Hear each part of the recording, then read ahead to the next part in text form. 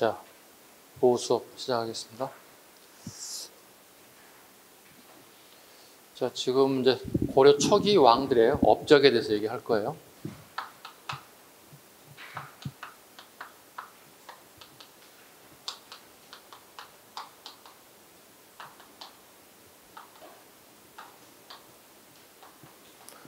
하나, 둘, 셋, 넷, 다섯, 여섯, 일곱, 8명의 왕이죠. 고려 전기 왕들입니다. 그걸 다 따서 외우셔야 됩니다. 태해, 정광, 경성, 목현. 오케이? 우리 조선시대 왕 27명 다 암기하잖아요. 그죠? 그래서 고려 전기 왕들의 앞을 따서 선후관계 잡으셔야 돼요. 왜? 왕들의 업적을 쭉 기역, 니은, 디귿, 니을, 미음까지 나열한다고. 다음 제도가 실시된 순서대로 옳은 것을 물어본단 말이야. 태해, 정광, 경성, 목현이 앞글자 따서 외우셔야 돼요. 태해, 정광, 경성, 목현. 암기. 예.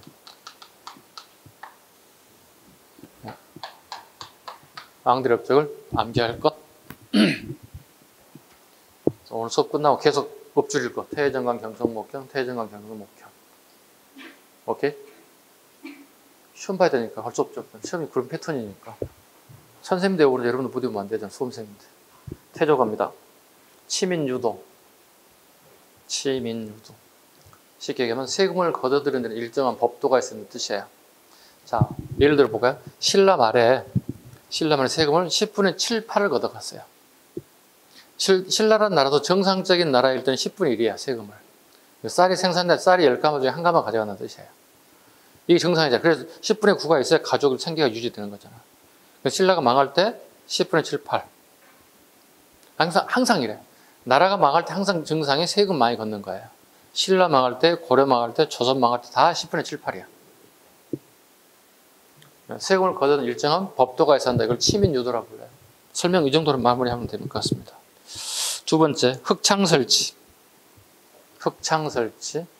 춘대춘합의 빈민구제법이다. 우리가 5월달에 씨를 뿌리고, 그죠? 별을 뿌리고 10월달에 쌀 수확을 한다고요. 그리고 그걸 1년을 못 가진다고.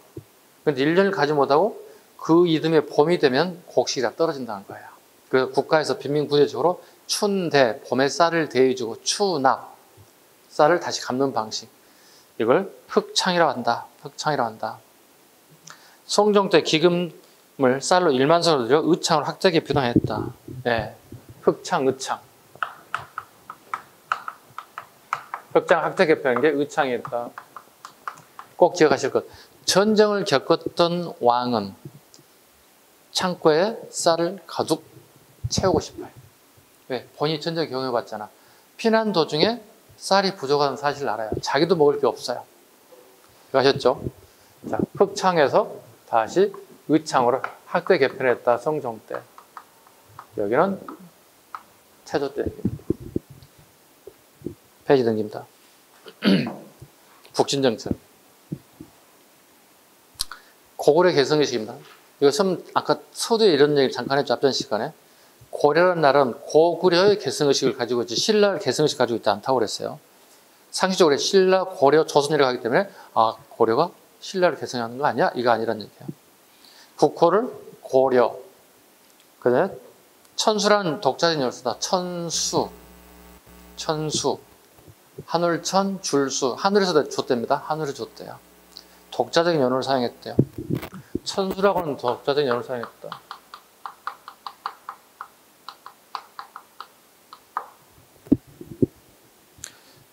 자, 봐봐요. 연호를 사용하면서 항제국만 쓰죠.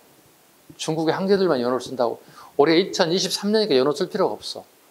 근데 항제국 그 시기에는 달력이 없던 시절이야. 우리나라처럼. 지금처럼. 2020년, 2021년, 이런 거 없었다는 얘기야. 그래서 왕이 황제가 처음 즉위하게 되면 연호를 발표해. 자, 오늘부터는 인천으로 할까? 그럼 오늘이 인천 1년, 내년 2002년. 그럼 그 왕이 죽었다? 그 아들이 왕에서 3년째 받아들였다? 그 3년 어떻게? 주한이라 쳐봐. 주한 1년? 주한 이런 식으로 간다는 거야. 자, 그런데 태조 왕건이 칭제의 권을 했을까? 이제 물어보는 거야. 시험에서. 황제라 칭하고 연호를 사용했냐고 물어본다는 얘기야. 왕건이. 아, 근데 권호는 썼잖아. 연호란 걸 썼으니까 이거 맞는 거네. 그죠? 나눠본다면. 그죠? 이등분 해본다면. 황제라 칭하지 않았음에도 불구하고 이걸 쓴다는 거야. 그러면 고려란 나라는 칭제의 권을 한 왕이 없습니까? 물어본다는 얘기야. 이걸 하는 왕은 없습니까? 이게 강종이야. 강종은 황제라 칭하고 연호를 썼다는 얘기야.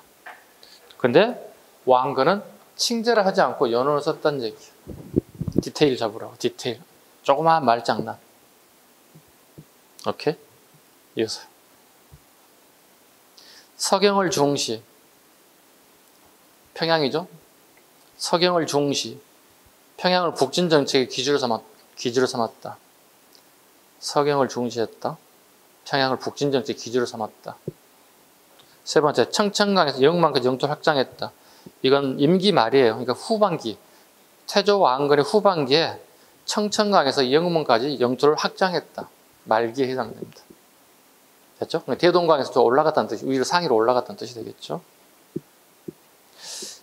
이걸 본 거란에 대한 강경책, 만복의 사건을 일명 만복의 사건을 적었습니다. 만복의 사건.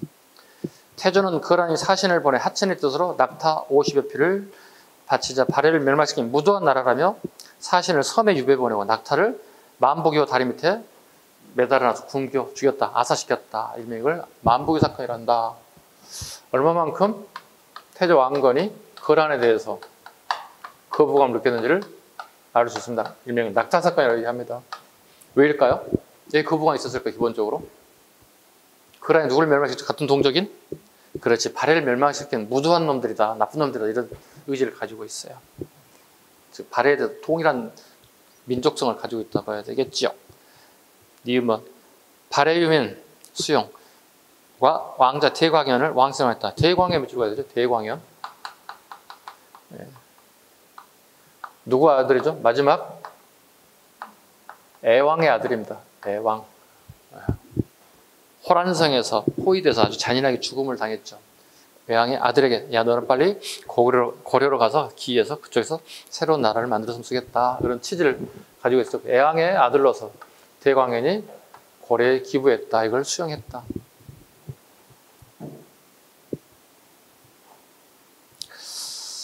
결과 태조 말년에 청청 영목 방금 했던 내용 반복되네요. 호족 연합 정책 갑니다. 해유책, 중패비사, 해유책. 왕건이 고려를 건국하고 난 다음에 지방의 사신들을 보내서 중패 비사정책을 펼칩니다. 중패 비사정책. 호족의 예물을 두텁게 하고 자신을 낮췄다. 중패 자르시면 됐어. 합성어니까 중패. 그대로입니다. 호족에게 선물을 바치고 자신을 낮췄다. 빗자, 낮을 빗자니까.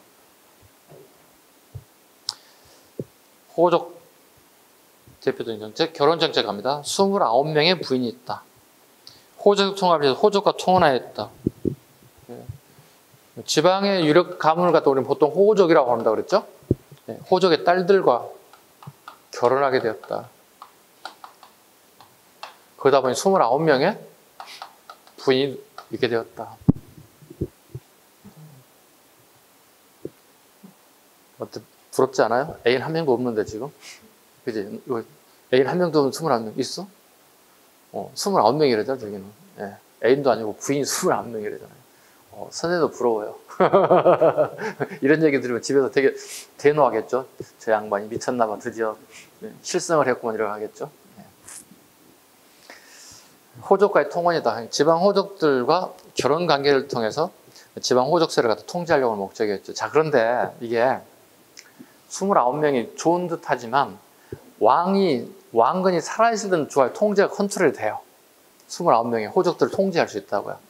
근데 왕 사후에 무슨 문제가 발생하냐면 29명의 부인이면 거기에 태어난 자식들 한번 생각해봐. 한 부인 한 명당 2명씩만 태어난다 쳐봐봐. 한 60명 가까이 되잖아. 근데 그 중에 남자애가 또 반 태어나고 여자애가 반 태어나도 반은 한 30명이 된다는 얘기 되는 거잖아. 그러면 할아버지가 호족인 거야. 애할아버지가.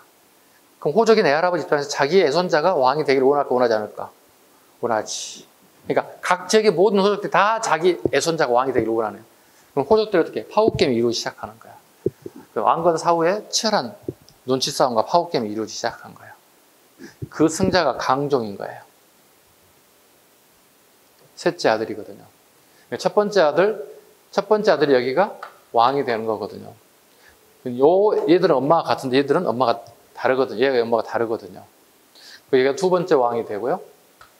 광종이 세 번째 왕이 되는 거예요. 세 번째 왕이 되는 거예요. 그래서 광종이 엄청난 정책을 펼쳐내는 거예요. 모든 시험에는, 공무원 모든 시험은 강종을 중심으로 많이 출제를 했어요. 지금까지. 최근에 안 나올 뿐이 엄청나게 많이 출제돼요. 근데 강종은 너무 쉬워요. 너무 많이 나왔기 때문에. 기출이 다, 모든 점이 다 기출 문제예요. 그 다음 가장 많이 나온 인물이 성종이에요. 성종이에요. 이 사람은 유학적 기질을 가진 유학적 군주라고 보셔야 돼요. 그래서 공부를 되게 잘하신 분인 거예요. 되게 공부를 많이 하고 잘하신 분이라고 보시면 돼요. 오케이? 자, 이어서 갑니다. 세 번째, 사성정책. 개국이나 국가업무에 큰 공이 세운 자에게 왕시성을 하사했다. 줄사자, 성을 줬다는 얘기죠. 왕족 됐다는 얘기죠. 김씨, 박씨, 갑자기 어느 날 갑자기 왕족이 돼버린 거예요. 사성정책을 합니다. 역분전지급. 태조 왕건의 유일한 경제정책입니다. 즉, 월급입니다. 공무원 월급입니다. 역분전. 통일 후 공로자에게 지급한 토지론, 농공행상적 성격이다. 농공행상 매출. 전쟁에서 얼마만큼 많은 공을 세웠느냐 판단해 본다는 거야. 평가 기준을. 그리고 인품과 충성도를 받는, 인품 몇 줄, 충성도 몇 줄. 말도 안 되는 거지. 이건 뭐야? 되게 주관적인 거야, 데이터가. 그렇지 않아? 뭐 주관과 객관으로 구분한 다음에, 객관은 누구나 다 인정할 수 있는 게 데이터가 베이스가 되는 게 객관성이 되는 거고, 주관성은 누가 하느냐에 따라서 완전히 데이터가 달라지는 거고. 인품과, 어떻게 인품을 판단해? 충성도 어떻게 받냐고. 역분전이라고 합니다. 이게 이제 일명의 토지제도라고 해요. 약간만 맛을 보세요. 약간만. 뒤에 또 나오니까. 경제 파트. 토지제도. 요즘 말로 바꾸면 뭐죠? 월급 공무원이 되는 다음에 어떻게 받았을까 물어보는, 월급 얘기하는 거예요. 고려 초기에 처음으로 역분전이 등장하는 거예요. 이렇게. 이유는 뭐죠? 후삼국 통일 과정, 그죠? 후삼국 통일 과정 중에 어떠한 역할을 했냐에 따라서 토지를 지급했다는 거예요. 근데 이게 디테일하게 기록이 남아있지 않아요. 기록 한 줄만 남아있어요. 누구에게 토지 몇 개를 지급했다. 이 정도만 남아있어요. 그래서 특별하게 여기는 나올 부분이 없어요. 대신에 아까 방금 얘기했듯이 인품과 충성도만 보는 거예요. 인품하고 충성도를 통해서 나눠줬다 보시는 거예요. 이해 가셨죠? 그러고 난 다음에 이제 이 뒤로 가게 되면 이제 전시가라는 게 등장해요. 전시가. 시작했다, 정했다. 한 번 바꿨다, 문제가 있어서 한 번 더 바꿨다, 이렇게. 여기 봐요. 자, 봐요.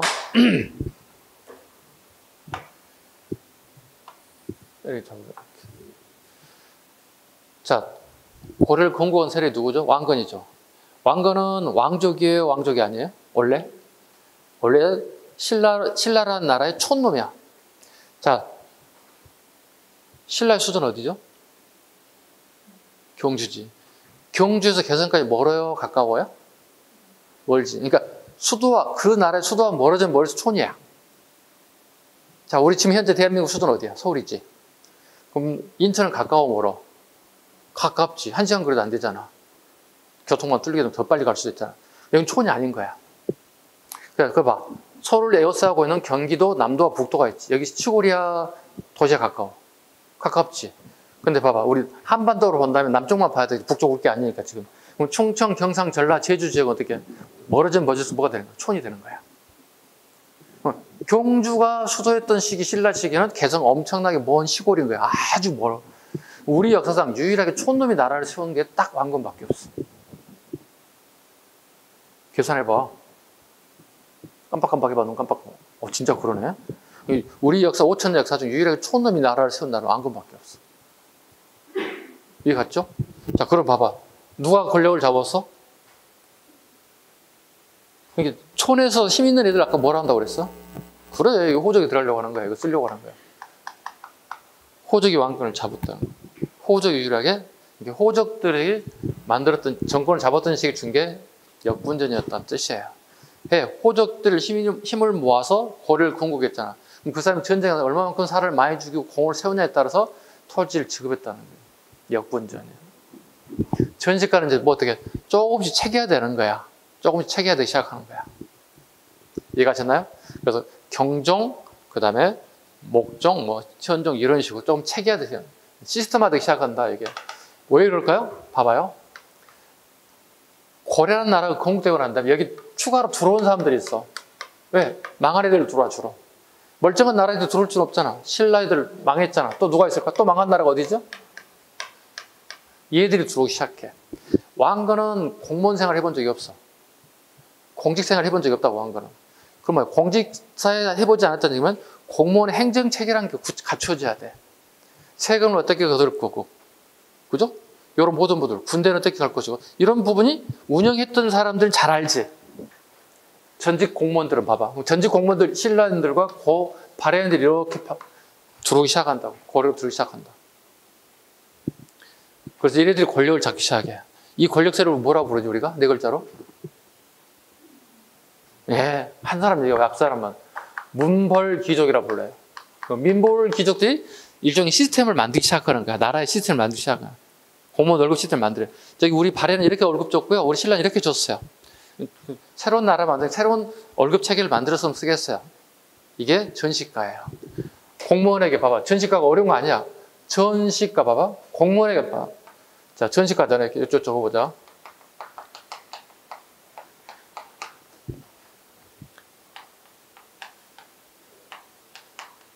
뗄나무 시자야. 밭전자야.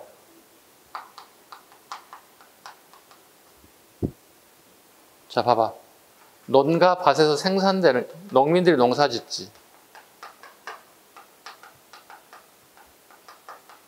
그지? 생산량의 일부를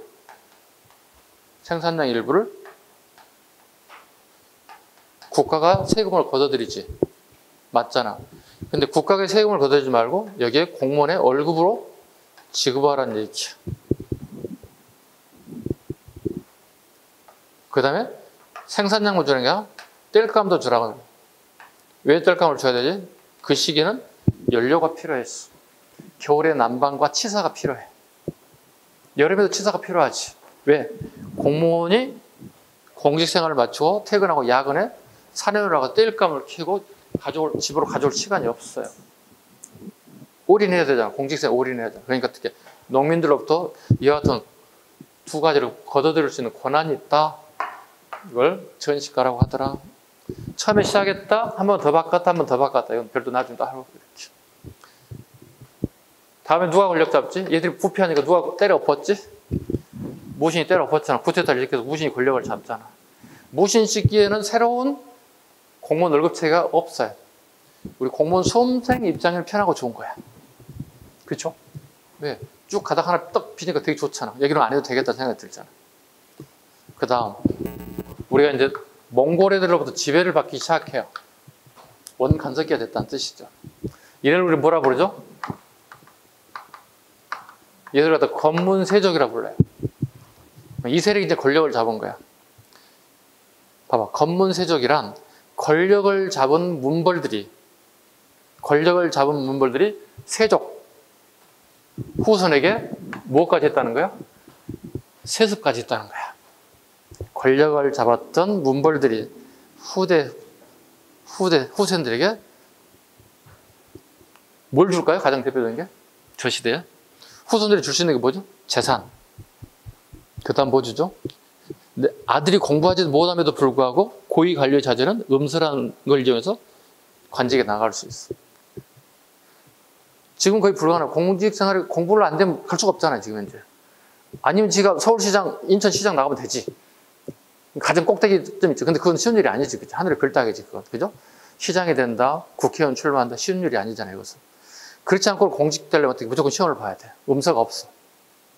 현재판에 음서가 없단 말이에요, 거의. 여기 검은색이 권리를 잡았어요. 이때 나오는 게 이제 녹과전이라는 게 하나 있어요. 네.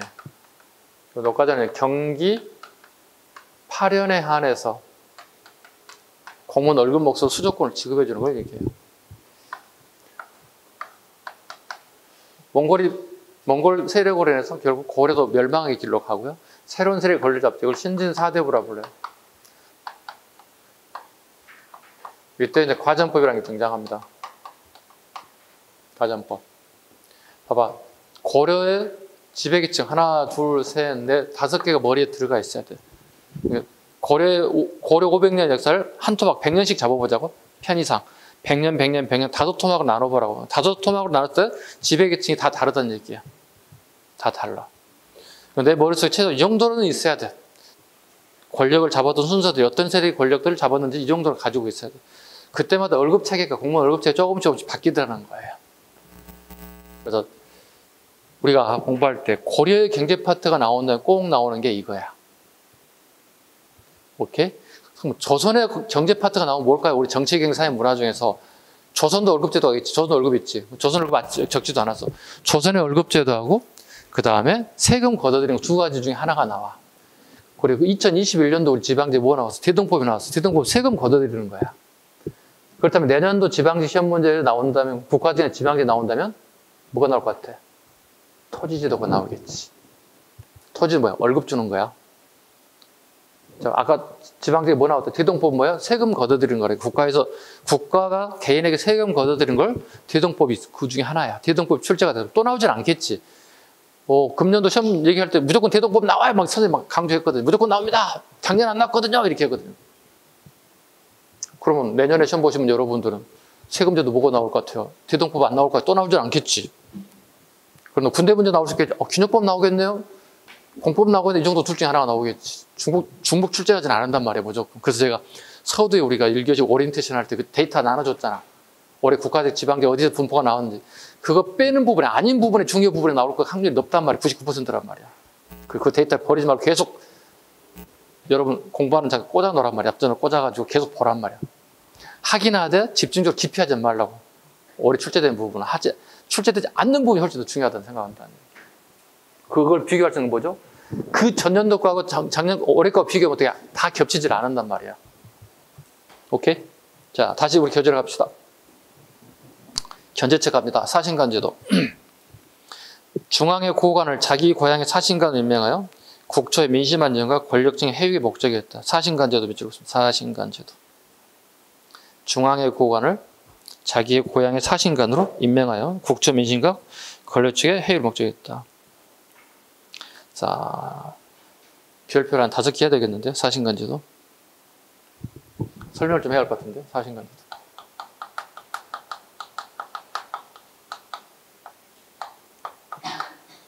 자, 봐봐요. 아까 안가는 어디 촌놈이라고 그랬지? 지역이? 개성? 개성 촌놈이라니까. 개성 촌놈이 갑자기 왕이 됐잖아.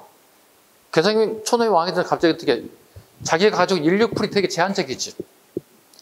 아니 봐봐. 서울, 경기, 그 다음에 좀 이북 지역, 그 다음에 하삼도 지역, 모든 지역을 다 알 수 있는 인맥이 있냐고? 없지.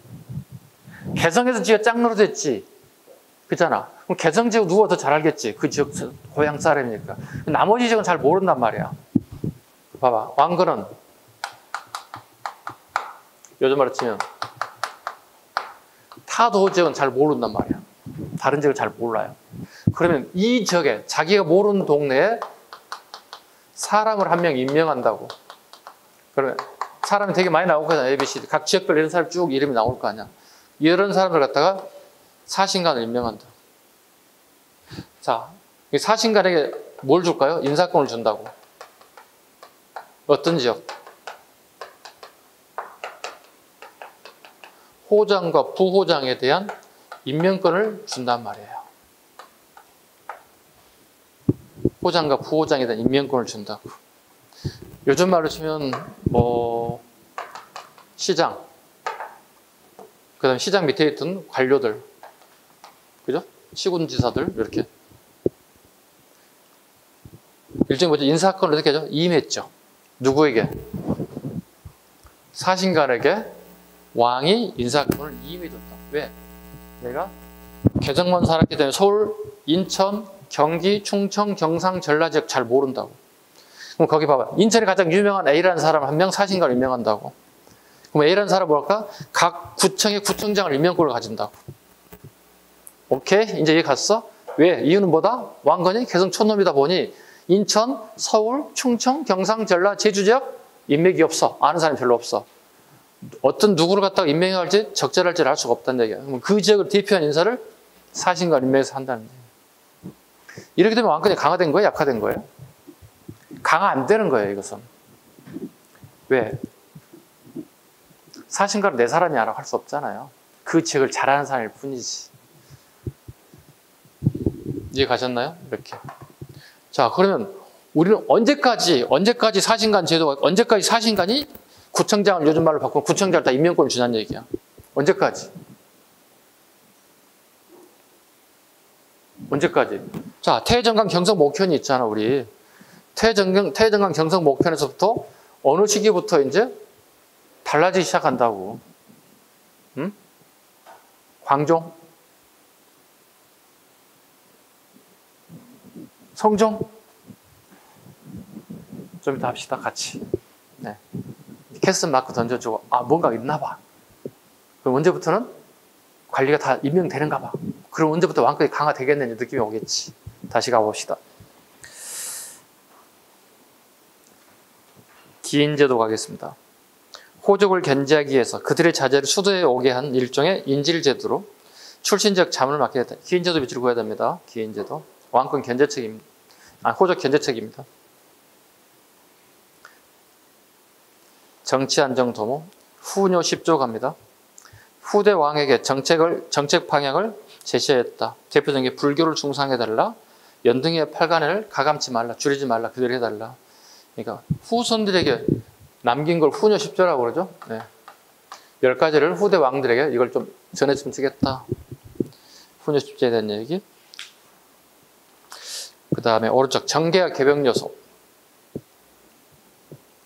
정계, 신하들이 임금에 대한 도리를 제시해서는 전하지 않습니다. 정계와 개벽 요소. 신하들이 임금에 대한 도리를 시작했으면 좋겠습니다. 전하지 않습니다. 정계, 개벽 요소. 그러니까 신하들이 지켜야 할 윤리, 규범, 도덕이죠. 이 통일신라도 이런 거 하나 있지 않았나? 유사한 게? 백관, 잠. 성덕왕 때 살짝 적어. 유사점. 통일신라 시대 성덕왕 때 백관잠. 신라 성덕왕 때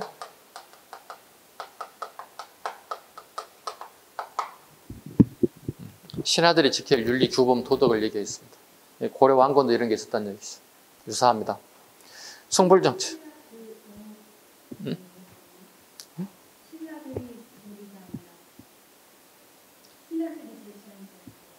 신하들이 임금에 대한 도리를 제시하여서는 전하지 않는다.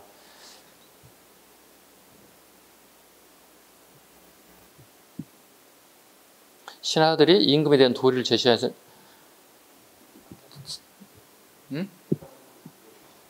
네, 그렇게 말하면 반대돼야 되는데요. 지금 뭐가 잘못됐다. 잠깐만.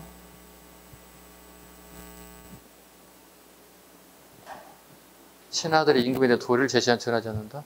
약간 뭐가 뉘앙스 잘못됐다 이거. 잠깐만. 뭐라고 하셨어요?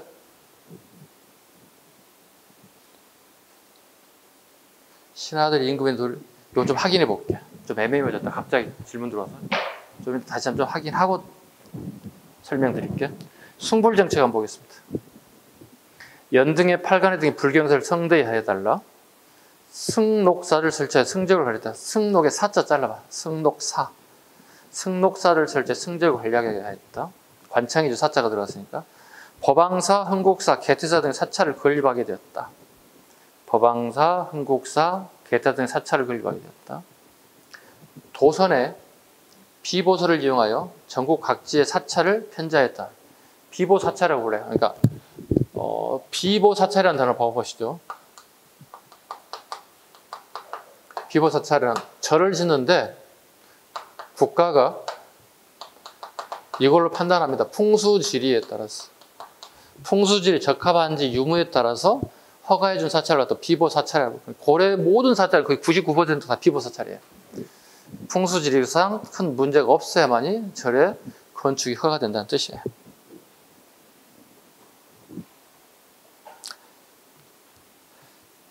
그 다음 해종 가겠습니다. 그 해종 가기 전에 오른쪽에 훈유 10조 한번 봐주시죠. 오른쪽 보조 설명 부분에 1, 2, 3, 4, 5, 6, 7, 8, 9, 10 있죠. 거기 잘 나오는 부분 좀 봐야 됩니다. 5번 봐주세요. 5번 서경, 평양이죠. 평양은 수덕이 순조로우니 중시하라.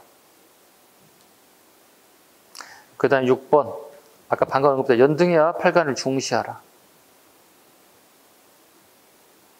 그 두 개 가장 많이 나올 거라 생각하시면 될 것 같습니다. 단 훈유 10조에 문제가 되는 게 하나 있다. 8번이다. 8번, 8조. 이게 문제들입니다.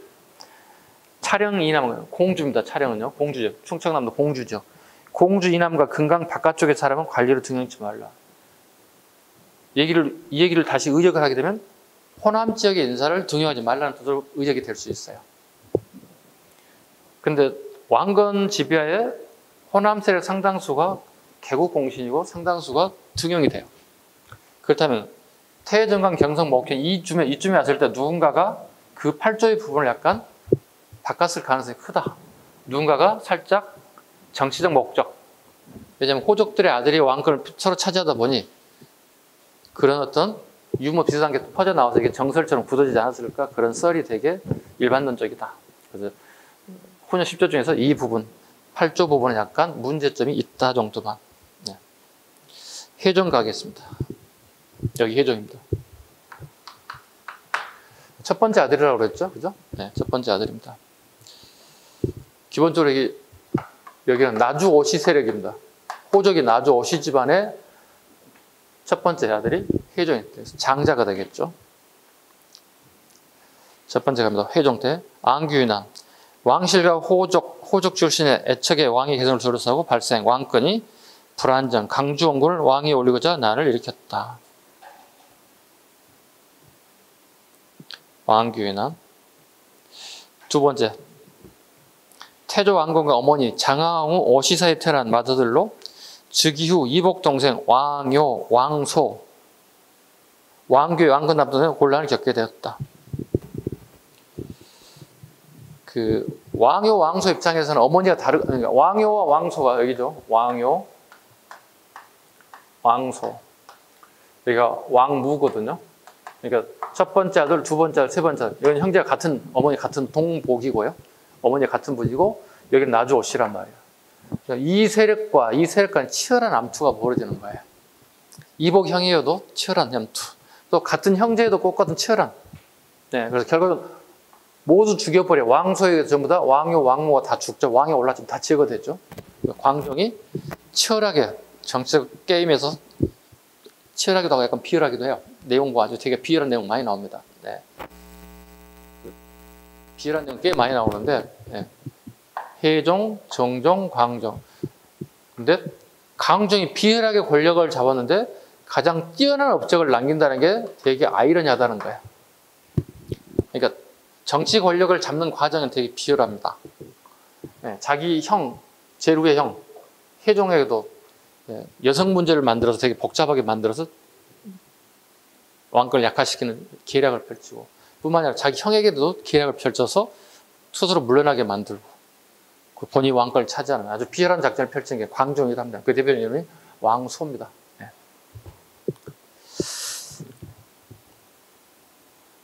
자, 나주 오시사에 태어난 아이가 해종이었다. 이게 법원직의 기출문제이기도 합니다.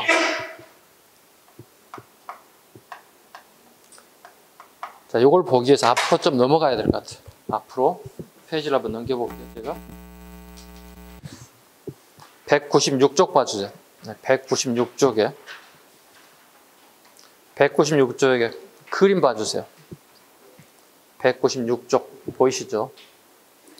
장하옹 오씨와 태종의 어머니는 왕건의 만남의 장소인 우물이다. 왕건과 인연을 맺은 장소이다. 어느 날 오색의 구름을 보고 가보니 아름다운 처녀가 샘가에서 빨래를 하고 있었다. 왕건이 물 한 그릇을 청하자 처녀가 바가지에 물을 담아 버들을 띄워줬다는 얘기가 전해진다. 이걸로 인연이 돼서 나주 오씨 세력과 왕건이, 이건 뭐죠? 왕건이 나주를 점령하기 위해서 나주로 왔죠. 궁의 명을 받고. 그래서 전쟁 중에 이동 중에 목이 말라서 물을 먹을까 생각했는데 우물가에 여인이 여기서 빨래를 하고 있었대요. 그래서 낭자 물 한 모금 주시오 그랬더니 바가지에 물을 떠서 버들잎을 쪄서 왕건을 줬다는 거예요. 되게 그 지혜죠. 우리가 물을 급하게 먹다 보면 체할 수 있거든요. 그죠? 살에 걸릴 수 있잖아요. 근데 버들잎이 어떻게, 버들잎이 내 입을 자꾸 오다 보면 어떻게, 물을 천천히 먹어야 되겠죠. 그래서 지혜로운 여인처럼 이렇게 형상화됐던 일종의 용배천과 비슷하지 않나 싶습니다. 어떤 누군가를 이렇게 찬양하는 모습을 취하고 있습니다. 요게 이 지문이 법원지 기출이에요. 살짝 적어서 법원지 기출을 적어서 이 내용이 법원지 기출이에요. 이 스토리를 던졌을 때 그 왕에 대한 얘기는 누군가 물어보는 거예요. 스토리는 태조가 될 수도 있고요. 그죠? 그 다음에 이 사이에 태어난 아들이 누구냐 물어보면 혜종이 돼야 되는 거고, 혜종의 업적을 시험 문제로 골라내야 되겠죠. 이런 식으로. 자, 혜종으로 다시 옵니다. 혜종으로 다시 옵니다. 왕규의 난입니다.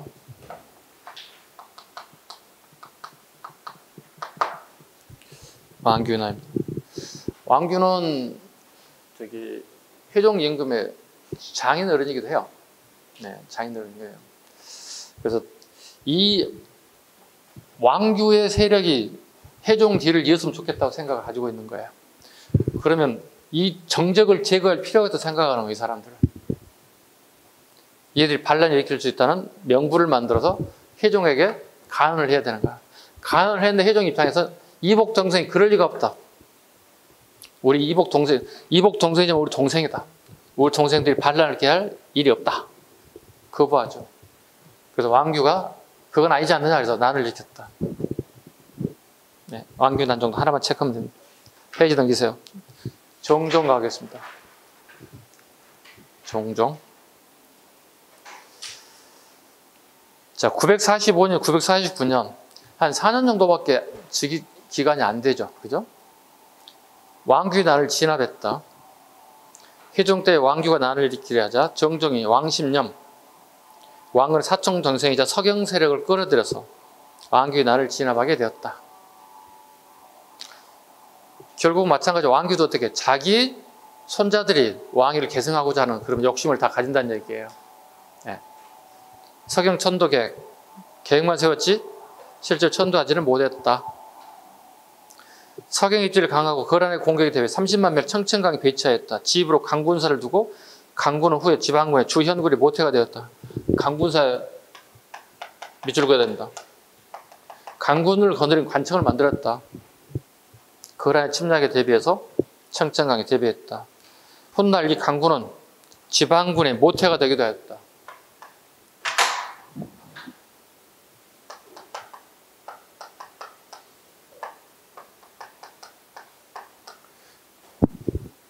고려란 날에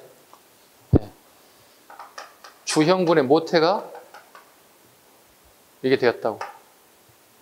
광군이 지방군의 모태, 주형군의 모태였다. 여기는 주진군이라고 얘기하죠.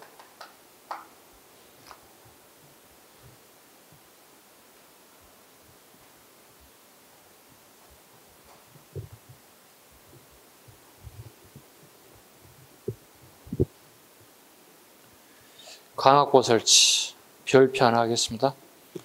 불교를 장려하기 위해서 양곡 7만석을 내어 스님의 장학자된 강학보를 설치했다. 강학보.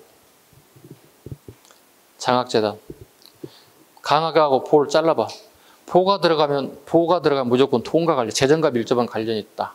어떤 기금이라 생각하면 돼요. 여러분 학교 다닐 때 가끔 장학금 받아본 적 있을 거야. 뭐 성적 우수 장학금.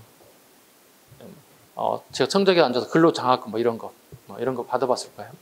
보자가 다 그런 의미를 가지고 있다. 자, 이제 강정 가볼게요. 가장 확률적으로 많이 나오는 임금이라고 얘기했습니다. 안 나와도 할 말은 없습니다. 제가 왜? 뭐 출제자 맘이니까. 그래 태정관 경성 목회에서 가장 많이 나올 수 있는 점 아까 말씀드렸다시피 강정과 성종이거든요. 강정 갑니다. 노비안건법. 호족 세력이 약하고 국가 재정 기반이 확대됐다. 자, 봐봐요. 후삼국 통일 과정 중에 공을 세웠던 사람들이 많은 노비를 거느리게 돼요.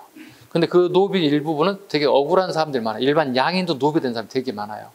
그래서 그 사람들을 갖다가 해방시켜주는 거예요. 노비 안건법이랑 노비 자르시면 돼. 안전한지 검사한다는 뜻이야. 그러니까 양민에서 갑자기 노비가 됐는데 그 사람이 신분이 이상이 없는지 안전한지 검사하겠다는 뜻이야. 안전한지 검사해서 이상한 것부터 한번 내보내겠다는 거야. 자, 호적 세력 약화와 국가 재정 기반이 확대되었다. 맞죠? 왜? 양민이 됐다는 얘기 뭐야? 세금을 내는 사람이 늘어났고 군대 가는 인원이 증가되는 거야. 과거제도. 유교적 교양을 갖춘 관리가 등용. 처음으로 후주의 쌍기에 건의해서 과거제 처음 시행됐다. 물론 지공고 제도도 있었다. 지공고 제도도 있었다. 지공고 제도는 되게 안 좋은 제도 중에 하나이기도 합니다. 조선에서는 이거 받아들이지 않습니다. 중국의 제도 지공고를 가져오지만 조선은 수용하지 않습니다. 지공고는 별도 따로 설명하겠습니다. 일단 과거제도 한번 체크합시다. 강종 때 후주에 쌍기의 건의를 받아서 외교관으로 왔던 쌍기가 우리나라의 음서제도에 비판을 가하죠. 아니, 중국은 이미 과거제도에서 인재를 뽑는데 이게 무슨 일입니까? 쌍기의 내용을 받아들여서 과거제도, 즉 공채가 본격적으로 졌다. 그러니까 고려시대 공무원이 되는 방법이 두 가지죠. 공부 열심히 해서 과거 시험 보는 방법 하나, 그다음에 음서로 가는 방법. 조선도 같아요. 조선도 과거 시험을 통해서 가는 방법, 그다음에 음서로 가는 방법. 단 음서는 조건이 달라져요. 고려는 5품 이상의 관료의 자제들, 조선 2품 이하의 관료의 자제들. 조선이 훨씬 더 음서로 가는 방법이 더 박하죠. 그죠? 두 가지 방법이 있다. 이렇게 지방 과거점을 처음으로 광종 인재를 뽑는 방법을 만들기 시작했다. 그래서 이게 시험에 너무 잘 나오는 거예요. 왜? 이게 공무원 시험에 되게 장골 메뉴였던 거예요, 그동안. 왜? 공무원 시험 자체가 이거거든요. 과거 시험이거든요. 네. 주현 공부법. 주현 자르시죠? 주현 자르시죠.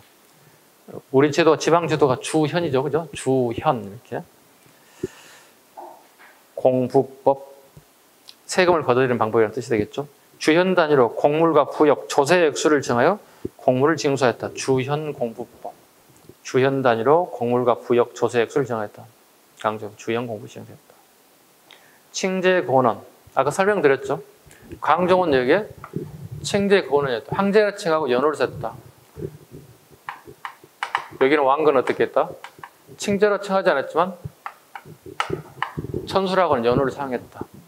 구분하시면 돼요. 강종과 태조 왕건의 칭제에 권해된 얘기. 불교정비. 기법사 승려 균열을 크게 동그랗게 쳐. 색깔 좀 치. 균열은 말 그대로 광종의 똘만이라고 보시면 돼요. 속된 말로 얘기해서 똘만이야. 균열을 우대하고 중국의 천태종 법안정을 들여왔고 불교계를 통합. 또한 국사왕사제도를 국사왕사제도를 국가의 스승, 왕의 스승 제도를 만들었다. 그러니까 일종의 자본기구죠. 이렇게 해서 스님, 아주 유명한 스님들 갖다가 국가의 중요 결정, 왕의 어떤 중요 결정사항을 마지막 자문 받아보는 것, 국사왕서제도가 처음 도입됐다. 균열을 꼭 잡아야 됩니다. 균열에 대한 얘기. 불교 파트에 가면 균열가 또 나올 거예요. 균열은 그때 가서 또 더 열심히 하겠습니다. 그래서 고려 전기의 대표적인 스님이 균열 스님이다. 제2보 자르시면 돼요. 보 자르시면 돼요. 보. 보는 돈, 재정이라고 그랬죠. 빈민과 행자의 구호 진료를 맡아는 빈민 구호 기관이다. 제2보. 송과 통교. 송이 5대 식국을 통일하자. 예교 관계를 맺었다. 900년 송의 연호를 사용하였다. 송의 연호를 줄였습니다. 5대 식국 좀 줄였습니다. 5대 식국의 혼란기를 송이 통일했다는 뜻이에요. 아까 설명드렸죠? 5, 16과 5대 식국 구분하라고 그랬죠? 중국의 혼란기 10세기에 5대 식국을 송이 통일했다. 의왕대제를 갖추었다. 의왕대제를 또 봐야 되겠다. 하나하나가 되게 설명할 게 되게 많죠? 외부에 있는 나라가, 가장 대표적인 나라가 송나라죠. 송은 황제국을 표방합니다.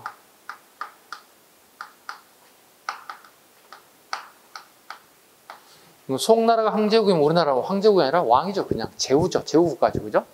근데 우리나라는 외부에는, 즉 송나라는 왕이라고 얘기한다는 뜻이에요. 근데 내부적으로는 뭐라고 얘기한다는 얘기야? 황제를 칭한다는 거야. 약간 누구를 속이고 있어. 송해. 이건 고려 송해 공통적인 거예요. 자, 봐봐.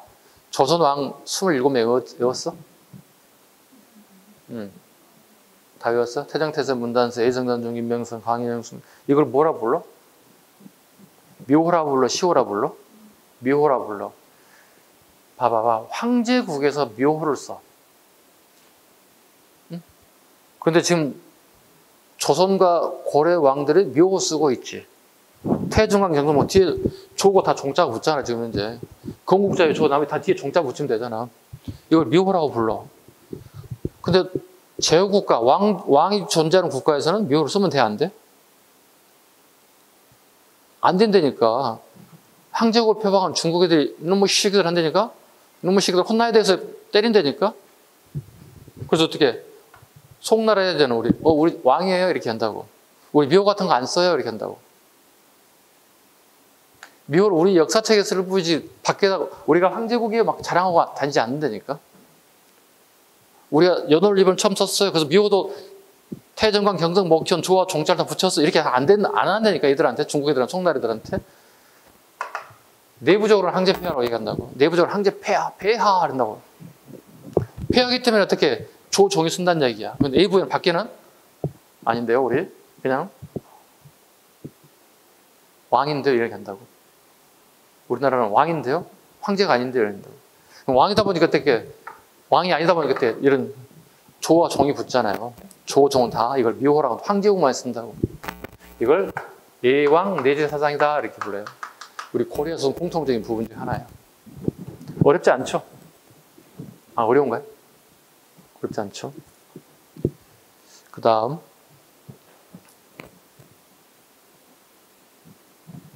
훈신 숙청. 왕권 강화를 개국공신 세력 훈신을 숙청. 960년 대상, 주원홍, 자승, 왕동 등의 역모를 기하자 숙청. 살아남는 40명이 부하다.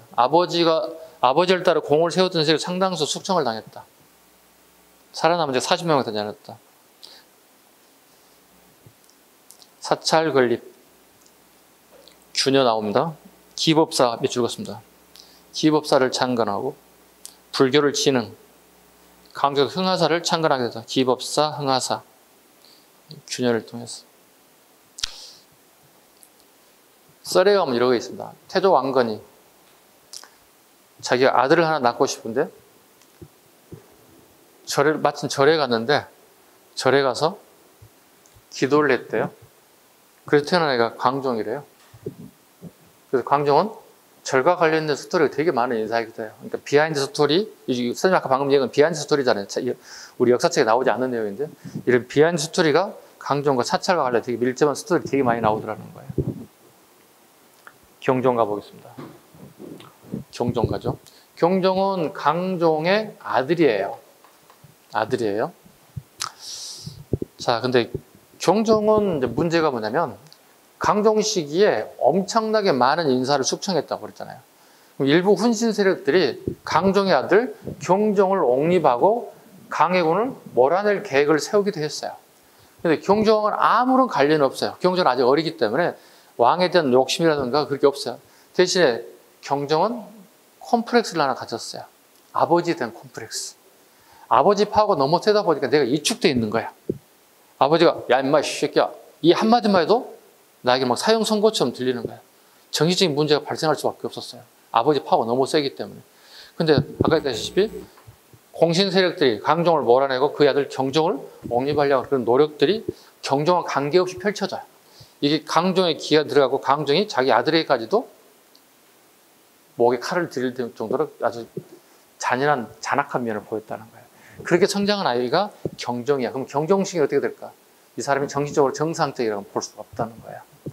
성장기에 그 콤플렉스가 어마어마하다는 거예요. 하나씩 봅니다. 복수법. 사적인 복수를 허용하여 강종 시기에 주역들 다수가 제거되었습니다. 다르게 표현하면 그 공신 세력이 한 3,000명에서 4,000명 정도 됐다 합니다. 고려 건국 공신 세력이. 다 죽이고 보니까 한 300명 남았다는 거예요. 거의 다 죽였다고 봐야 되잖아요. 그죠? 네. 그 나머지 세력들이 경종이 즉위하자 임시적으로, 한시적으로 복수법을 만들자고 건의해요. 법치국가에서 개인이 개인을 복수한다는 법을 만든다 얘기가 되는 거예요. 말도 안 되는 거지. 아니, 우리가 누군가에게 구타를 당했어. 폭행을 당했어.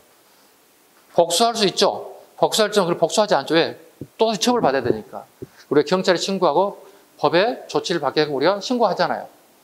그러니까 내가 하나 맞아서 같이 싸우게 되면 똑같이 처벌받는다니까. 쌍방 처벌받는다니까. 그래서 우리는 어떻게 싸우는 사람들 있지만 거의 대부분 맞잖아요. 맞고 돈 벌지 쉽게 해서 합의를 해야 되니까 돈으로 떼어야 돼. 돈만 하면 떼어봐야 막 하잖아 우리가 이렇게. 싸우지 못해서 안 싸우는 게 아니라 공동 정범이 돼버려 처벌을 받을 수 있다는 거예요. 이게 복수법이에요. 이 복수법 일시적으로 허용했다는 거예요. 근데 문제는 복수를 위한 복수가 다른 방법을 쓰기다는 얘기예요.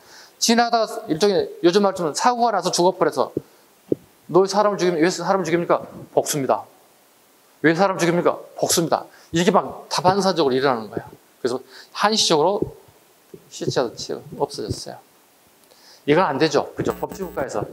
그래서 우리 고려시대 강정식의 법이 있었다. 어디에 무슨 법이 있었다. 계속 공부하는데 법치국가에서 복수법을 만드는 건 말도 안 되는 거죠. 그럼 사람을 죽이고 때리는 거 되게 합법화 돼버릴 수 있죠. 우리 아버지에 대한 복수입니다. 우리 동생에 대한 복수입니다. 이게 다 합법화 돼버릴 수 있다는 얘기. 말이 안 되는 거죠. 그렇죠? 그래서 우리 경찰이 있고 검사가 있고 판사가 있는 이유가 다 법을 집행하라고 있는 거잖아요. 시정전시가 이제 처음 나오네요. 월급제도 아까 잠깐 했던 건. 사색 공복제를 바탕으로 간품과 인품을 기준으로 전자, 시지를 구분했대요. 간품과 인품이죠. 인품의 즐거움인데 인품은 어디에도 있었지 아까?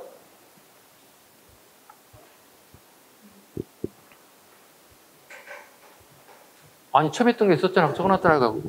태조 왕관할 때. 응? 뭐야? 하나도 안 들리는데? 역분전? 역분전에 뭐였죠? 인품이 반영됐다고요. 그럼 시정전시가 인품이 온다는 얘기 뭐야? 개선됐지만 완벽한 개선이라 할 수 없지. 아까 얘기했잖아. 그 인품이라고 하는 게 되게 객관적인 게 아니라 주관적이라는 거예요. 이 사람은 되게 인품이 고매하고 참 좋아요. 근데 다른 사람이 이 사람 인품이 되게 안 좋아요. 이렇게 평가할 수 있잖아요. 그러니까 되게 주관적이라는 얘기예요. 누가 보냐에 따라서 인품이 고매하거나 인품이 되게 싸가지 없어질 수 있다는 얘기예요. 근데 아직 시정전시가에도 인품이 있다는 얘기는 퍼펙트하지 않아요. 아직. 완성되지 법이 않는 거예요. 시정전시가 정해졌다, 처음 정했다. 실시했다, 처음 했다. 시정전시가. 사색 공복제 비조기 기출이에요. 사색 공복이란 뭐죠? 사색 공복이 뭐냐고? 응? 그 색깔 뭐예요?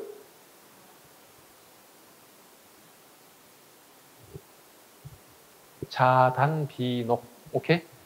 자단비녹의 사색 공복, 자단비녹에 따라서 공무원들 월급을 구분하기 시작했다. 근데 아쉬운 점은 인품이 들어가더라. 간품은 상관이 없죠. 간품이다 주는 건 상관없죠. 1급, 2급, 3급 공무원 급수에 따라 월급 주는 상관이 없지. 얘는 지금 꼭 같은 거니까. 근데 인품을 반영한다는 얘기는 되게 주관적이다. 데이터가 객관성이 없다는 거죠. 성종 갑니다. 여기 성종.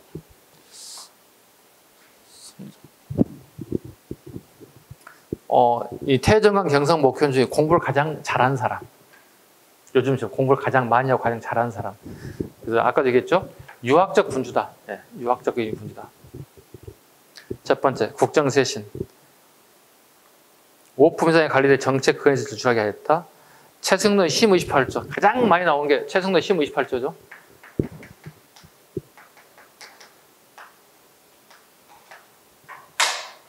지금까지 아마 공무원 시험에 가장 많이 나온 게 아마 세승로 심 28조 아닐까. 세승로는 신라계 경주 최씨 사람인데 성종이 권력을 잡았을 때 되게 많은 문제점을 가지고 있었다는 거예요. 그래서 개혁을 어떻게 하면 좋을까 이렇게 연구를 하는데 신하들을 모아놓고 이렇게 했다는 거예요. 우리나라에서 지금 현재 우리 고려라는 나라에서 누가 공부를 제일 잘합니까? 물어본 거예요. 본인이 공부를 잘하는 사람이니까. 근데 한결같이 뒤를 돌아보면 최승로 저 뒤쯤에 있었던 거예요. 신하들 중에. 급이 낮은 게 제일 뒤에가 있는 거야. 왜? 옛날에 왕과 가까운 순서대로 급이 정해지거든. 배열이. 저 뒤에 사람 다 뒤를 쳐다봤다는 거지. 저기요. 최승모예요. 최승모를 불렀다는 거예요. 당신이 생각하기에 우리나라에 가장 시급한 문제가 뭡니까? 개혁책을 적어서 나한테 주시오. 그랬더니 28가지를 건의했대요. 시무책이란 말은 개혁책이죠. 같은 말, 우리말로 쓰면. 개혁책 25가지를 건의했대요. 너무 시험에 잘 나오죠. 자, 그 시험 28조 대표적인 내용 보겠습니다. 그 옆에 거 먼저 보세요. 유교정치 실현을 위해서 불교 행사를 억제하자. 유교 가지는 불교를 갖다 장려할 이유가 없잖아요. 그 다음에 지방간 파견을 제한했다. 자, 드디어 하고 싶은 얘기가 나와 있습니다.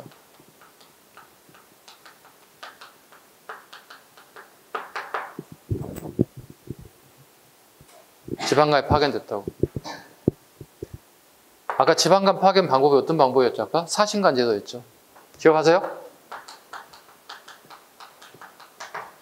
각 지역의 유력자를 사신간이면 그 사신간이 그 지역의 인사를 임명했다고. 자, 봐봐. 자, 봐봐. 그러면 지방에 시켜서 대가리가 한 명이어야 돼, 두 명이어야 돼? 한 명이, 지방에 짱을 한 명이어야 되잖아. 그지? 그럼 이제 새로운 왕이 됐으니까 왕이 직접 지방관을 임명했잖아. 홍길동을 인천시장으로, 박길동을 서울시장으로 이렇게 임명했단 말이에요. 그럼 기존의 인천시장과 서울시장은 뭐가 돼야 돼? 잘린 거잖아. 속된 말로 잘렸잖아. 잘렸어요. 자, 기존에 봐봐. 살짝 적어보자. 지방간 제도, 새로운 지방간이 임명됐다고 이렇게. 그러면 기존의 지방간 어떻게 할 것인가? 이 사람들은 호장,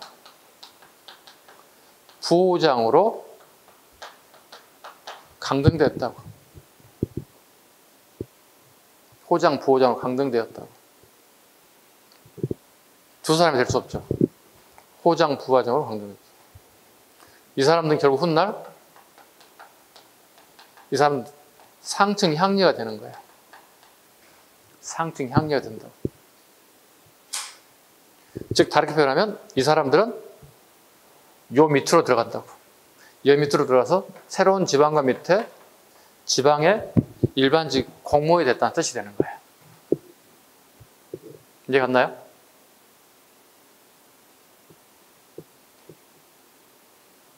근데 이 사람들 억울하지 않아? 어느 날 갑자기 시장 하다가 갑자기 공무원으로 떨어져 버렸잖아요. 이 사람 밑으로 들어갔잖아요. 억울하지? 그래서 봐봐. 현장 때 봐봐. 주형공거법을 만들었어. 향리 중에서 상층 향리는 과거를 응시해서 합격한다면 중앙으로 진출할 기회를 부여하게 돼. 그 법적 근거가 주형공거법이야. 작년하고 재작 두 번 계속 나온 게 그거야. 향리가 과거 시험 볼 수 있습니까? 물어본다고. 고려시대 향리가. 예, 상층 향리는 가능하고 하층 향리는 불가능합니다. 아셨죠? 상층 향리는 가능하지만 하층 향리는 과거 시험을 볼 수가 없습니다. 작년과 재작 계속 두 번 나왔다고 이게.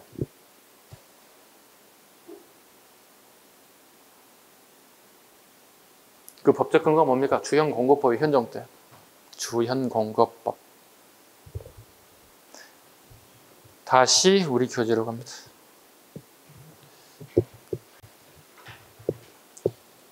자, 28조 중에 22개조, 22개조만 현재 전해지고 있습니다. 가장 중요한 거 하나씩 7번. 7번의 별표. 아주 색깔 짝칠해요. 다음 배 20조. 다 빼버리고 두 개만 봐. 복잡하게 지금 공부할 때는 7조, 20조만 보라고. 자, 7조로 다시 옵니다.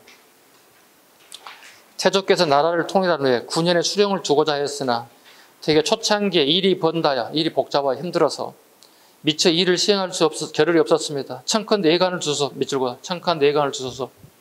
즉 예교 지방간을 주소서는 뜻이에요. 그래서 처음으로 성종 때 지방간이 파견되었다. 지방간이 파견됐다면 여기 봐봐. 이 사신간 어떻게 됐다? 이 제도는 없어져야 된다고. 짱이 줄일 수는 없잖아. 짱이 줄일 수 없잖아. 그래서 이런 제도가 만들어졌다. 강등되었고 향리로 격화되었다. 기존의 사신간들은 호장, 부호장으로 강등되었다. 억울하잖아, 이 사람들.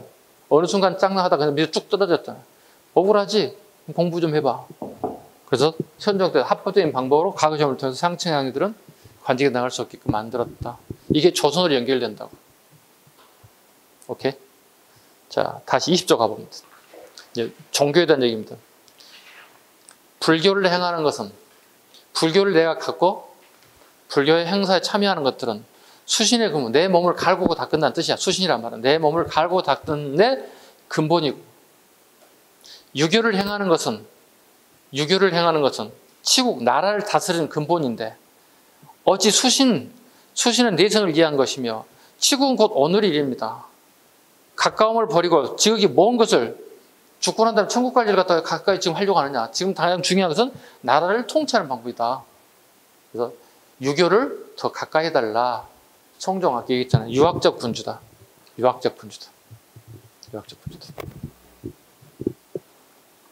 아쉬운 거 하나 있습니다. 23조 가보세요. 기업본 건농정책에서 호족들이 소유한 무기를 거둬들고 이를 농기구로 만들어 보급했대요. 성종 때요. 전쟁이라는 농기구는 많이 있는데 무기가 부족했어요. 성종 때 무슨 전쟁이 일어나나요? 외부의 침입이 있죠. 거란에 1차 공격이 있어요. 살짝 쳐고 거란 1차 공격이 발생했다고. 그러니까 유교적 군주에 있을 때 가장 문제점 중 하나가 국방력이 떨어질 수 있다는 얘기예요. 자, 이렇게 얘기하면 그럼 국방력이 강화시키면 무신 정권 시기에 끝내주겠네 이렇게 한다고. 맞나요? 최충원, 최우 이 무신 정권에는 국방력 끝내주겠네요?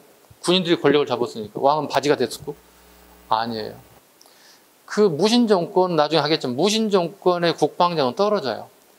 이유는 무예가 가장 뛰어난 사람은 다 자기 측근으로만 사병으로만 써요. 이렇게. 우리 집에 사병으로만 쓰는 거예요. 힘없고 노병들만 다 전방에 배치해요. 그래서 의외로 국방정책이 후퇴해. 무신 정권 시기에는. 자기의 안위는 우선 생각하지만 나라의 안위는 저 멀리 했어. 이게 무신 정권의 가장 큰 문제점. 그러니까 군인이 권력을 잡고 국방은 끝내주고 천만의 말씀. 아니에요. 역사가 얘기해주고 있어. 5조 정적평. 5조 정적평 보시죠. 최근에 잘 나온 문제 중에 하나입니다.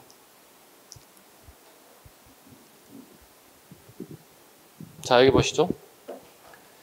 태해, 정광, 경까지죠. 5명이죠. 자, 세종로가 28조하고 하나 더 있다고. 2가지를 올렸다고.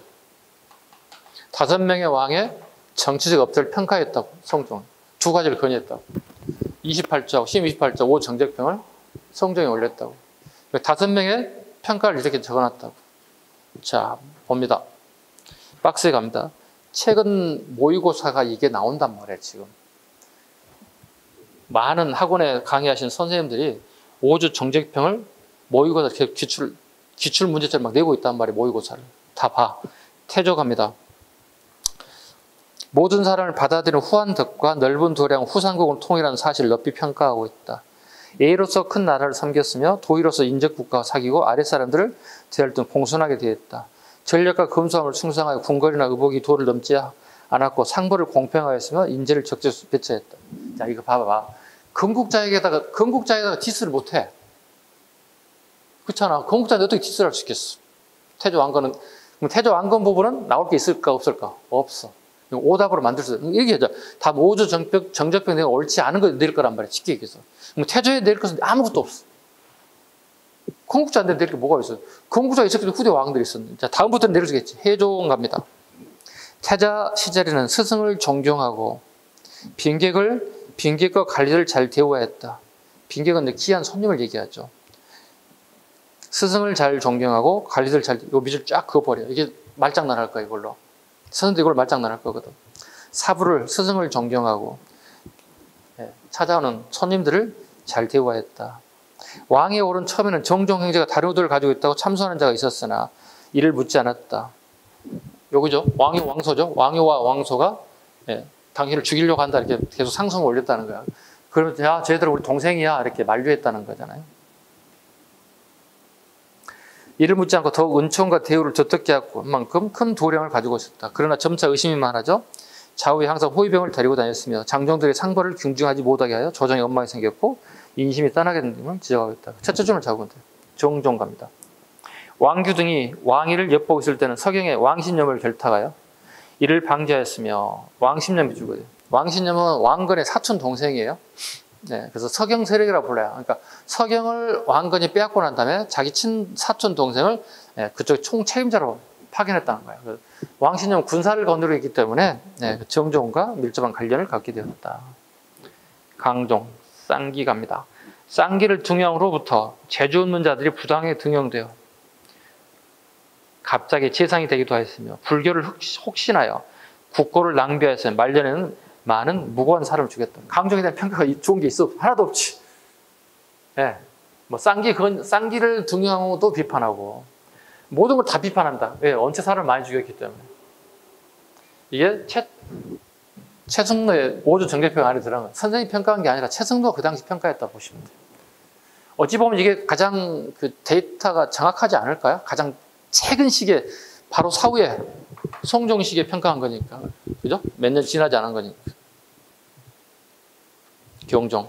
정치의 원칙을 알지 못하며 몇몇 관신에게 정사를 맡기니 그 피해가 종친에까지 미쳤다.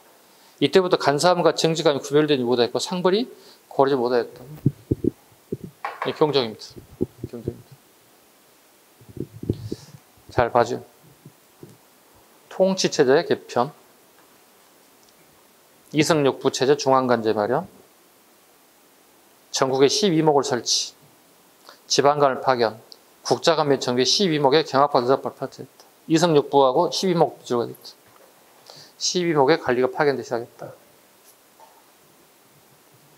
향직 개편, 호족들이 독자전 관반제 폐지와 호족의 지위가 지방간의 보좌에게는 향리로 격화되었다. 아까 설명드렸거든요. 설명드린 내용입니다. 여기 중복되어 있습니다. 그 다음 제일 상단에 보시면 207쪽 갑니다. 이걸 여러분들이 공부를 좀 하다 보면 어느 정도 되신 친구들이 공부 조금 이렇게 이 정도 맥시멈이라 이 정도까지 온 친구들이 나한테 자주 와서 질문하는 내용 중에 이 박스에 있는 내용이에요. 선생님 이 문제가 좀 이상합니다. 이 문제가 잘 안 풀린다는 경우가 이 문제거든요. 봐봐요. 주부군의 현의 이직, 주부군은 지방이겠지. 이직은 향리의 직책이라는 뜻이에요. 향리의 직책이 봐봐. 여기 보시라고요. 지방간이 파견되자 사신관들은 호정과 부호정으로 격화됐다고 그랬지. 그 격화된 명칭을 여기 얘기하고 있어요. 이거 통째로 물어도 올리는 거야. 향인 거야. 고을의 향리를 물어보는 거예요. 써놓으세요. 고을의 향리를 지칭하는 용어들이라고. 다른 명칭들이라고. 당대등 호장, 대등 부호장, 낭준 호정, 원해랑 부호정. 당대등과 대등, 낭준, 원해랑이 박스로 만들 때 이 직책에 대한 이 지명에 대한 설명 옳은 거 옳지 않은 거 뭘 향리라고 이게 향리라고. 기출 중에서도 가장 수험생 입장에 되게 어려운 단어 중에 이거야. 오케이? 거기 적어놔 살짝 난이도 상. 여러분과 저 표시 난이도 상. 이 문제가 나면 난이도 상에 해당되는 문제다. 즉 내가 이걸 1초, 2초 만에 향리를 물어보는지를 내가 빨리 캐치할 수 있느냐고 물어본다는 거야. 됐죠? 당대등, 대등, 낭준, 원해랑. 7번. 당송, 태봉, 신라제를 참작하고 우리 실정에 맞게 수용하겠다. 여러 제도를 수용하게 되었다. 당의 삼성육부 체제를 수용, 우리 체계에 맞게끔 이성육부를 만들었다. 중서문화성, 상서성, 2부부터 공부까지. 당의 제도를 모방했다. 독자적인 방법이었다. 송해 간제를 모방, 중추원과 3사, 중추원 몇 줄, 3사 몇 줄. 그러니까 이 성종은 주변 나라에 뛰어난 정책을 다 가져 쓰는 거야. 필요에 따라서. 당의 삼성육부, 송해, 중추원, 3사를 가져왔다. 그 3사의 밑줄 그으라는 이유가 있어요. 이 고려의 3사는 회계 기능인 반면에 조선의 3사는 뭐죠? 언론 기능이야. 사원부 차관, 홍무관을 3사로 한단 말이야. 조선은 3사가 언론 기능이야. 대신에 고려는 해계 기능이다. 되게 많이 나온 지문이기도 합니다. 6위의 군사조직을 정비했다. 2군 6위에서 중앙군과 지방군에서 군사조직을 정비했다. 독자적인 관제, 도병마다 식목도감에 귀족 협의체를 만들다. 이것도 비추가 돼요. 당나라 제도, 송나라 제도, 자체적인 제도, 도병마사 식목도감, 이거 우리 겁니다. 도병마사 식목도감을 새롭게 만들었다. 도병마사는 국가의 중대사를 결정하는 기구라 보시면 돼요. 도병마사는 국가의 중대사를 결정하는 기구를 도병마사라고 한다. 식목도감. 식목도감은 오늘날의 국회의 기능이라고 보시면 돼요. 법의 개폐입니다. 법을 만들고 폐하는 걸 갖다가 얘기합니다. 오늘날의 국회의 기능을 식목도감이라 합니다. 무산계 정비. 중앙 문관에는 문산계를, 지방의 호족인 향유와 노병, 여진족의 추장에는 전부 다 무산계. 이거 재작년 기출 지문이야. 개성에 살고 있는 문무관료에게는 문산계, 지방에 있는 이런 사람들 전부 다 무산계. 중국의 제도 갖다 모방해 쓴 거예요. 분사제도. 서경을 우대견 제도, 서경의 개경과 동행 정무적인 분사를 설치했다. 분사의 밑줄. 개경과 서경의 업무를 분리시켰다. 묘청에 난 이후에 폐지되었다. 왜? 묘청이 서경을 천도하자고 중심을 활동했기 때문에 폐지되었다. 국자감 정비. 국자감 정비라고 하지만 국립대학은 국자감을 설치한 것 같은 말로 써줘야 돼요. 정비란 말은 원어에 나왔기 때문에 쓰지만 국자감, 요즘 말처럼 국립대학을 처음으로 만든 사람이야. 고려시대. 개경과 서경의 도서관도 개설하게 됐다. 개경에는 비서성, 서경에는 수서원. 이것도 기출이야. 기출 지문이야. 아니, 대학에 가면 도서관 있잖아. 중앙도서 큰 거 있잖아. 그죠? 또 단과별로 도서관도 있는 데도 있고요. 개경에는 비서성, 서경에는 수서원을 줬더라. 근데 출제자들이 개경의 수서원, 서경의 비서성 여기 살짝 바꾸는 경우가 있어. 그럼 틀기 딱 좋지. 그 외우는 방법이 있어. 왕은 개경에 있을까, 서경에 있을까? 수서인 개경에 있어. 그럼 비서도 왕 밑에 있어야 하기 때문에 개경에 있는 거야.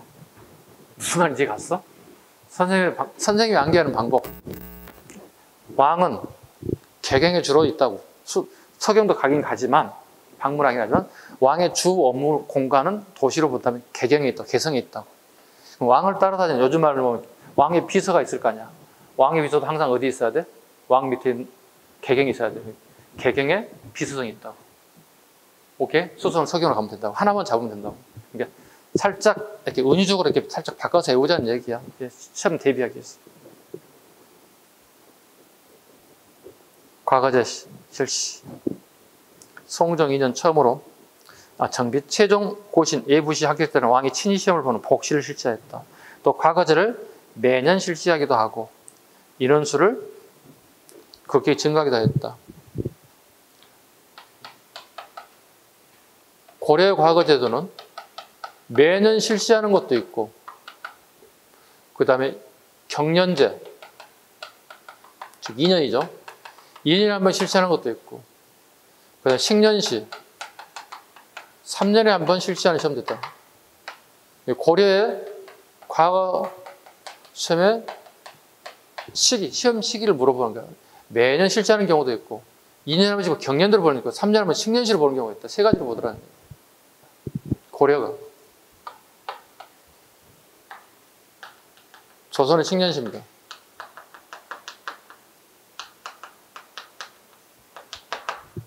여기 실시하죠. 이렇게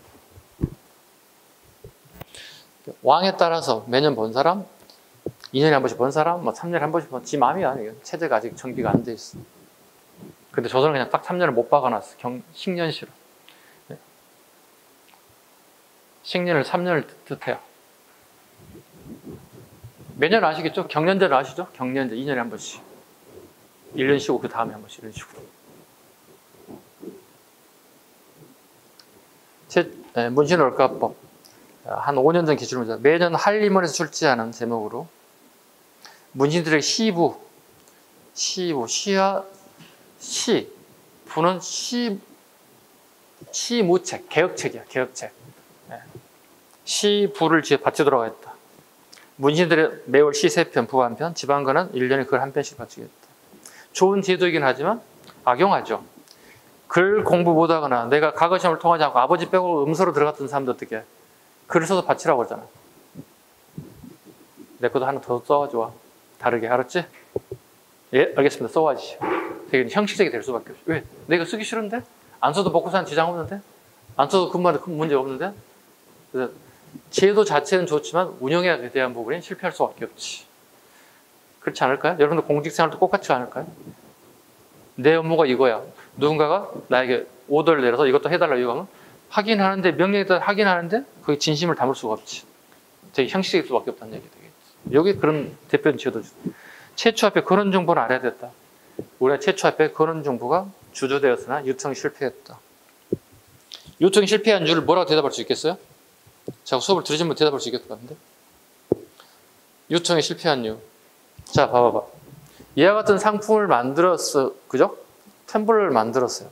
여러분 텀블러가 필요하지? 그지? 사는 사람이 필요하냐 하지 않냐에 따라서 유통이 성공하고 실패할 수 있다는 얘기예요. 다르게 뭐죠? 상품 경제가 활성화되지 않기 때문에. 다르게 보면 내가 사고 싶은 물건이 있느냐 모르는 거야. 자, 이거 5만 원 주고 사. 활용성 없지. 무슨 5만 원이야? 1,000원도 안 될 것 같은데. 생수 하나에. 그죠? 상품 가치성, 상품 활용도가 있냐에 따라서 결정이 된다는 거야. 유통 경제의 실패. 내가 사고 싶은 물건이 있냐는 얘기지. 자, 여러분이나 저는 전부 휴대폰이 아무도 없어. 새로운 휴대폰이 나왔대요. 다 사야지. 욕심나잖아요. 상품 활성화가 되느냐 안 되느냐에 따라서 내가 돈을 쓰느냐 안 쓰느냐 달라진다는 얘기지. 그렇지 않을까요? 아니, 기존에 핸드폰이 있는데 뭐 조금 바뀌었대, 몇 가지 바뀌었대. 굳이 돈 40만, 50만 주고 살 이유가 없잖아요.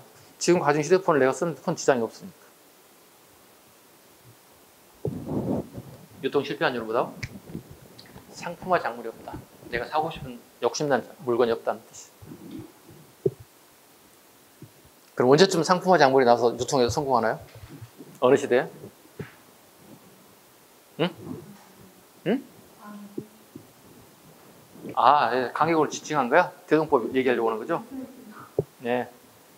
대동법, 강해군 때 대동법 실시 이후부터 조선 후기입니다. 시대로 보는 조선 후기. 조선 후기 강해군 때 대동법을 실시하는데 대동법 이후부터 활성화되기 시작합니다. 왜? 내 호주머니에 돈이 막 들어오기 시작해. 현금이. 쓰고 싶어. 쓰고 싶은데 사고 싶은 물건이 막 보이기 시작해. 오, 내가 술을 먹고 싶은데 오, 요 인천 뮤추얼 주안역에 앞에 멋진 술집이 하나 생겼대. 내가 술도 먹고 싶어. 막 쓰는 거야. 여기 아주 맛있는 맛집이 하나 생겼대. 줄 서 있어. 100m씩 막 줄 서 있는 거야. 나도 한번 서볼까 서서 내가 돈을 소비하기 시작하는 거야. 똑같아. 예전에 지금 똑같아 논리가. 그렇지 않을까요? 저기 맛없는 맛집이 하나, 맛집도 아니야. 맛없는 식당이 하나 있어. 그냥 그저 그런 식당이 있어. 근데 100m, 200m 줄 섰어. 아침부터 막 줄 서 있어.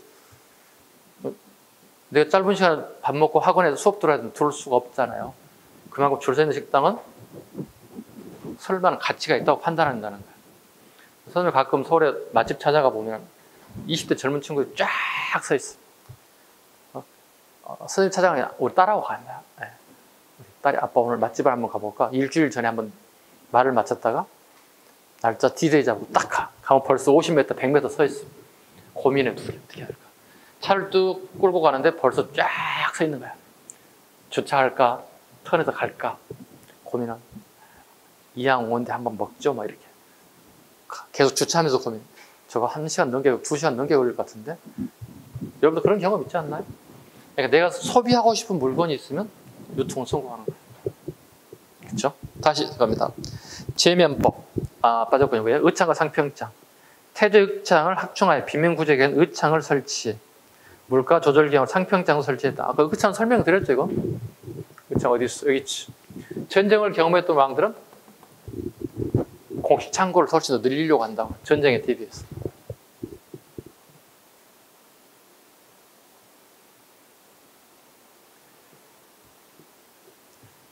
그 다음에 물가 조절 기관은 상평장을 설치하기도 했다. 상평장, 물가 조절 기관. 개경, 서경, 12목에. 그럼 총 몇 군데가 상평장에 설치된 거죠? 3군데인가요? 14군데인가요? 14군데지. 그죠? 14군데지. 물가 조절 기관. 제면법. 이건 조선과 꼭 같아요. 흉작의 정도에 따라서 세금을 감면해주고 원곡을 이자가 원곡을 넘지 않도록 한다. 노비한천법, 노비안검법으로 해방된 노비 중에 원주인 모도가 하는 자는 바로 노비를 다시 되돌려버리는 거. 연등의 8간의 페이지 별표. 네, 연등의 8간의 폐지. 네. 폐지 이름 뭐죠? 이 사람은 유학적 분주라고. 유학자가 연등의 8간을 장려할 이유가 없지. 그러나 1차 침입, 별표. 소순영의 80만 대군이 고려를 침입하자 서희가, 서희동간을 치면 되겠죠. 여러분 다 알아. 안용진에서. 외교 담판을 통해서 그러한 1차 침입을 물리쳤다. 그리고 우리 획득한 게 뭐다? 강동 6주를 획득했다. 쟤네들 요구사항을 우리가 일부 수용하면서 네, 강동 6주를 획득하게 되었다. 다음 페이지. 개성부를 설치했다. 이거 안 하셔도 7급이야. 하지마. 25. 적전도 마찬가지. 건넌지 잠깐 언급드렸고 27은 잠옷상법 마찬가지. 하지 않으셔도 돼요. 지방제도. 지방조직 10도. 10도 12목. 자, 봐봐. 그 박스에 10도가 있지. 10도는 우리가 지금 있는 도시 하나도 없어. 관내도, 중원도, 하남도, 강남도, 영남도, 영동도, 산남도, 해양도, 삭방도, 폐서도. 하나도 없지. 그래서 고려는 뭐가 돼? 5도 양교로 가지. 그러니까 10도가 5도로 바뀌어요. 성종도 10도인 거예요. 오케이. 그 다음에 12목. 12목이 훗날 8도로, 아니 8목으로 축소됩니다. 12목 훗날 8목으로 축소됩니다. 양주, 뒤에 주자 들어가 다. 양주, 강주, 충주, 청주, 공주, 진주, 상주, 전주, 나주, 승주, 해주, 황주. 훗날 8목으로. 여기까지 목적을 치워가겠습니다.